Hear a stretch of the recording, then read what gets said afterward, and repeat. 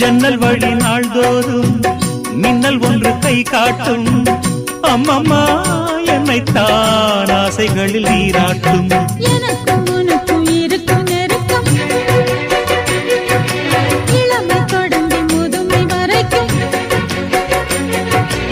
இரவும் பகலும் உறவை வளர்க்கும், இடையில் இருக்கும் தடையை தகர்க்கும்.